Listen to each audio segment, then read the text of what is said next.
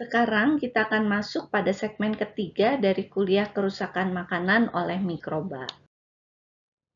Pada segmen ketiga ini, kita akan bahas mengenai indikator kerusakan makanan, terutama indikator mikrobiologis dalam kerusakan makanan. Mikroorganisme itu dapat menyebabkan kerusakan makanan melalui dua cara. Yang pertama, yang merupakan faktor yang paling utama adalah melalui pertumbuhan dan aktivitas metabolisme sel hidup pada komponen makanan. Yang kedua adalah produksi, jadi dalam hal ini bisa dalam kondisi tidak adanya sel hidup ya. Jadi produksi metabolit mikroba seperti enzim intra dan ekstraseluler yang kemudian bereaksi dengan komponen makanan dan mengubah karakteristik fungsional yang mengarah kepada kerusakan. Kerugian yang disebabkan oleh kerusakan makanan oleh mikroba itu memiliki konsekuensi ekonomis, baik untuk produsen ataupun untuk pengolah makanan maupun untuk konsumen. Selain itu, kehilangan atau kerusakan makanan dapat berarti berkurangnya suplai makanan secara keseluruhan. Nah, untuk mengatasi hal ini perlu dilakukan berbagai upaya untuk meminimalkan kerusakan makanan. Banyak cara atau metode preservasi dilakukan untuk mereduksi kerusakan makanan akibat pertumbuhan mikroba. Nah, terkait dengan berbagai metode preservasi makanan ini, ada dua hal yang penting. Yang pertama, bagaimana memprediksi umur simpan makanan.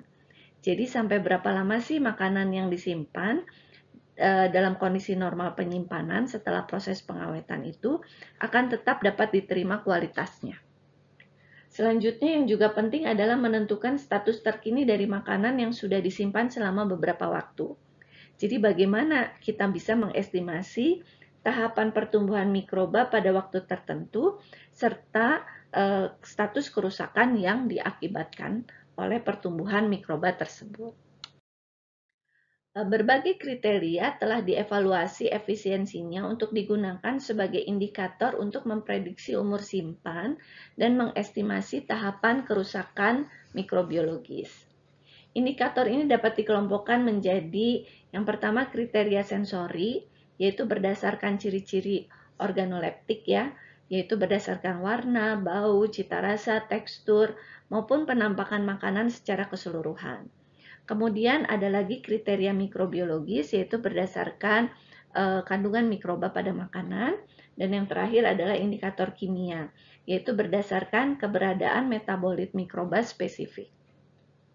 Dalam menggunakan indikator-indikator kerusakan makanan ini, biasanya kita tidak menggunakan hanya salah satu indikator saja, melainkan biasanya kita gunakan gabungan dari beberapa metode.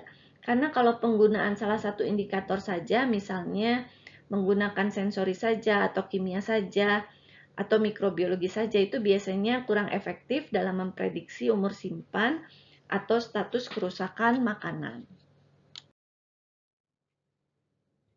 Uji sensori misalnya ya, di sini kita melihat dengan uji sensori ini kita melihat perubahan warna, bau, aroma, tekstur atau penampilan atau penampakan makanan secara umum. Nah, walaupun uji sensori ini dapat dilakukan secara mudah dan cepat, tetapi memiliki beberapa kelemahan jika digunakan sebagai indikator tunggal.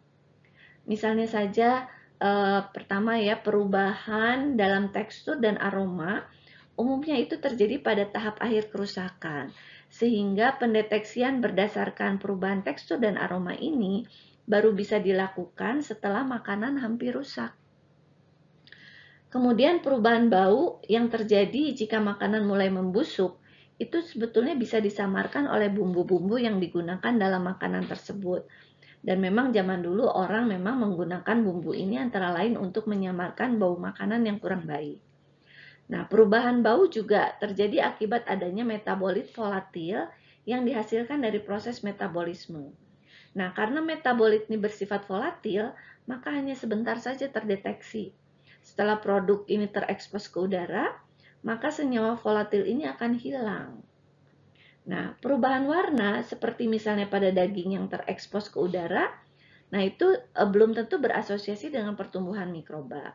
Sehingga tidak semua perubahan warna dari makanan bisa diasosiasikan dengan tingkat kerusakan makanan akibat pertumbuhan mikroba. Kelemahan lainnya dari indikator sensori adalah adanya perbedaan persepsi individu terhadap kriteria organoleptik ini.